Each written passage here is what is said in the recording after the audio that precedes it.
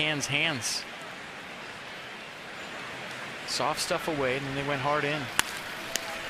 Ryan McCann back to the pitcher. One. It's a 1-2-3 double play. That's a backbreaker for the Braves in the fourth inning. Nothing like ground ball outs. John Lannon showed it last night.